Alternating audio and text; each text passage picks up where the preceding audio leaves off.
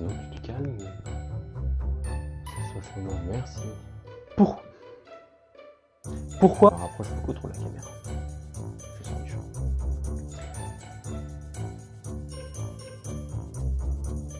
Un ordi. Wow. Il y a de la neige, je suis content. Ah, ça me met bien la neige.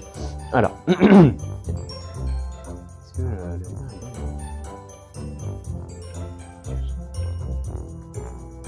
C'est parti.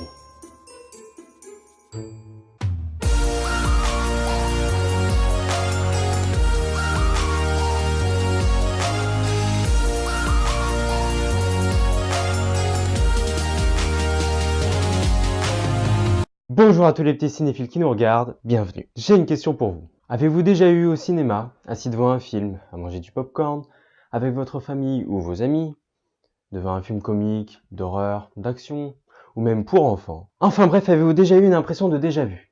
Si oui, c'est normal. Sinon, c'est normal aussi. On en reparlera plus tard dans la vidéo. Mesdames et messieurs, chers publics, chers spectateurs, savez-vous ce qu'est un cliché? Oui, vous savez ce que c'est un cliché. Commençons par les bases. Qu'est-ce qu'un cliché? Cliché, cliché, cliché, cliché, cliché, cliché, cliché, cliché, cliché, cliché, cliché, cliché, cliché, cliché. Eh bien, dans le dictionnaire, il est écrit qu'un cliché, c'est une image photographique négative.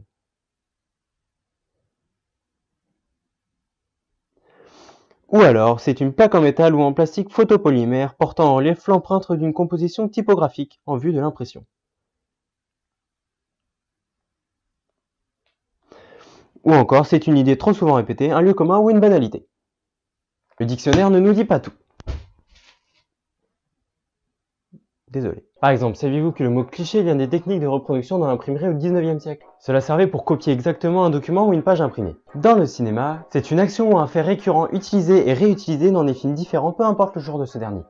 Mais il existe des exceptions, certains n'utilisent pas ces clichés ou les utilisent implicitement. Mesdames et messieurs, chers spectateurs, chers publics, parlons aujourd'hui des clichés dans le cinéma.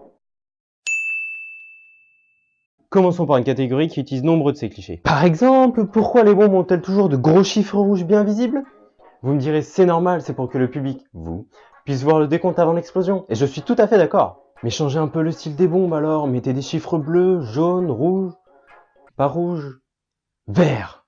En parlant de la bombe, le héros est vraiment obligé de la stopper quelques secondes avant la détonation? Parlons du méchant. Le méchant. Quand il est en position supérieure sur le héros, qu'il a de nombreuses occasions de le tuer, doit-il vraiment dire « Tu vas mourir ».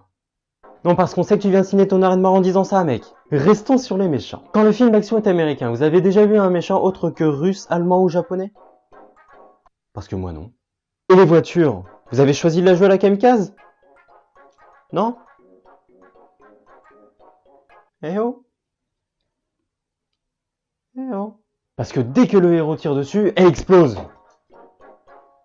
Si, elle explose. En parlant de tirer sur quelque chose, son arme aura toujours un chargeur de balles pratiquement infini. Même avec un Colt. Vous pouvez m'expliquer pourquoi quand les extraterrestres envahissent la Terre, au lieu de voir ça, ils voient ça? Peut-être parce qu'ils ont un problème de vue. J'ai bien ton point de vue. Dans ce cas, explique-moi pourquoi dans l'espace il y a du son, alors qu'on sait tous que pertinemment dans l'espace il y a du vide. J'ai pas de réponse, désolé. Un ordinateur d'une civilisation extraterrestre peut être manipulé sans difficulté majeure par n'importe quel terrien ayant eu une scolarité moyenne. De plus, ils ne sont protégés par aucun mot de passe et peuvent être contaminés par n'importe quel virus terrien. Dès qu'il y a un bruit inquiétant, le protagoniste se sent obligé d'aller jeter un coup d'œil. Mais on sait que c'est un film d'horreur, on sait que quelque chose va lui sauter dessus, surtout quand il n'y a pas de musique. On me dit dans l'oreillette qu'il existe une exception.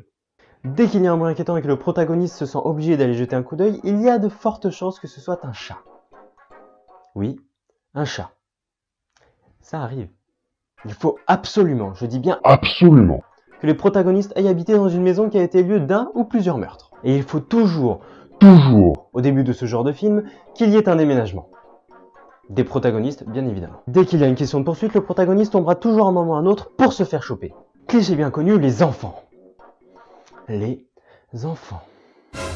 Pourtant, de base, les enfants, ça fait pas peur, mais dans un film d'horreur, ça marche 3 fois sur 4. Mince.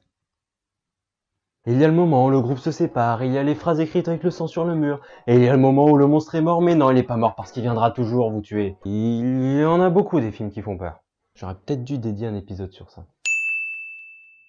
Pas besoin de faire de créneau pour la voiture du héros car il y aura toujours une grosse place de parking devant le bâtiment où il devait aller. Pour payer le taxi, le protagoniste aura juste besoin de sortir 2-3 billets de son portefeuille et bien évidemment ce sera le montant exact. Une petite paire bien connue, toute serrure peut être ouverte avec n'importe quelle carte de crédit.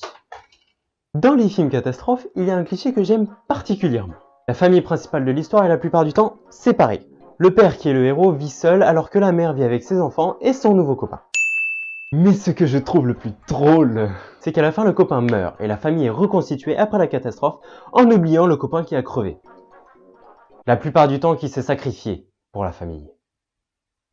Mais c'est pas grave, on l'oublie, c'est pas grave, on l'oublie. Oh. Alors, est-ce que vous avez déjà eu une impression de déjà-vu au cinéma? Si oui, c'est normal, sinon c'est tout à fait normal aussi. Pourquoi? Tout simplement parce qu'aujourd'hui tout cela fait partie du cinéma. Si on n'y porte pas attention, on ne le voit pas. Mais si on cherche chaque petit détail en regardant un film, c'est juste sous notre nez. La plupart du temps, c'est quelque chose de minuscule dans un film. Mais utiliser et réutiliser encore et encore, on trouvera ça lourd et insupportable. Mais est-ce qu'on aurait le même avis si un film n'utilisait pas les codes qui nous sont familiers? Un cliché possède la faculté de nous situer l'action, parce qu'il nous est familier et facilement reconnaissable. Une chose ou une idée peut aussi être considérée comme un cliché parce que c'est quelque chose qui marche et qui donnera envie d'être réutilisé dans les films à venir. Prenons l'exemple des films d'horreur. Des dizaines et des dizaines sont produits chaque année. Je vous pose alors cette question. Comment ne pas faire quelque chose de différent de ce qui marche dans ce genre-là? En regardant un film d'horreur à une scène d'épouvante quelconque, on sait qu'il va se passer ci, se passer ça. Mais ça marche de toute manière. Je n'appellerai finalement pas ça cliché, mais plutôt code. Car tout dépend du contexte. Un personnage maladroit ne sera pas perçu de la même manière dans un film d'action que dans une comédie. En choisissant un genre, il y aura des codes à suivre, à respecter, et même de temps en temps, des codes à modifier. Car si vous mangez toujours le même plat matin, midi et soir, est-ce qu'au bout d'un moment vous aurez envie de changer ce plat ou non? J'aime beaucoup les pâtes au saumon. Je vous laisse avec ces questions. Ou les lasagnes. Pourquoi ne pas aimer un film qui est différent? Et inversement, pourquoi ne pas aimer un film qui est identique? La réponse sera l'avis de chacun. Car en regardant un film, tout dépend de son avis propre, et non celui des autres. Ou le poulet au curry. Ça me donne faim tout ça. On se fait une bouffe? Allez!